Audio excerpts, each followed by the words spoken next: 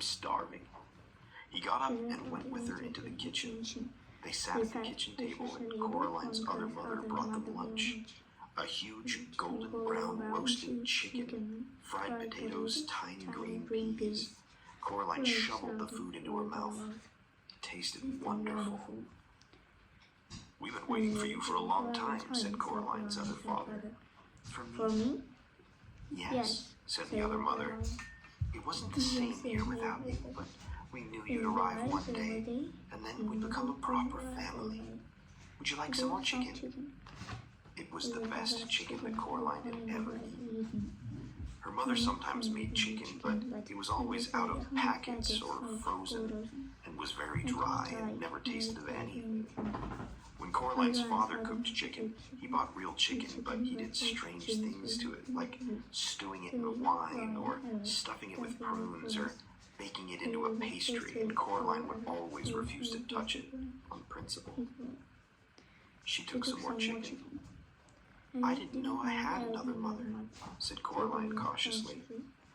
"Well, of course you do. Everyone does," said the other mother, her black button eyes gleaming. "After lunch, I thought you might like to play in your room with the rats." "The rats?" "From upstairs." Coraline had never seen a rat, except on television. She was quite looking forward to it. This was turning out to be a very interesting day after all. After lunch, her other parents did the washing up, and Coraline went down the hall to her other bedroom. It was different from her bedroom at home. For a start, it was painted an off-putting shade of green and a peculiar shade of pink. Coraline decided that she wouldn't want to have to sleep in there, but that the color scheme was an awful lot more interesting than her own bedroom. There were all sorts of remarkable things in there she'd never seen before. Wind-up angels that fluttered around the bedroom, like startled sparrows. Books with pictures that wreathed and crawled and shimmered. Little dinosaur skulls that chattered their teeth as she passed. A whole toy box filled with wonderful toys. "This is more like it," thought Coraline. She looked out of the window. Outside, the view was the same as she saw from her own bedroom. Trees, fields, and beyond them, on the horizon, distant purple hills. Something black scurried across the floor and vanished under the bed. Coraline got down on her knees and looked under the bed. 50 little red eyes stared back at her. "Hello," said Coraline. "Are you the rats?" They came out from under the bed, blinking their eyes in the light. They had short, soot-black fur, little red eyes, pink paws like tiny hands, and pink, hairless tails like long, smooth worms. "Can you talk?"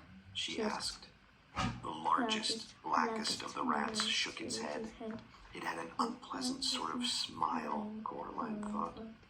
"Well," asked Coralline, "what do you do?" The rats formed a circle. Then they began to climb on top of each other, carefully but swiftly, until they had formed a pyramid with the largest rat at the top. The rats began to sing in high, whispery voices. "We have teeth and we have tails. We have tails, we have eyes. We were here before you fell. You will be here when we rise." It wasn't a pretty song. Coraline was sure that she'd heard it before, or something like it, although she wasn't able to remember exactly where. Then the pyramid fell apart and the rats scampered fast and black towards the door. The other crazy old man upstairs was standing in the doorway, holding a tall black hat in his hands. The rats scampered up him, burrowing into his pockets, into his shirt, and up his trouser legs and down his neck.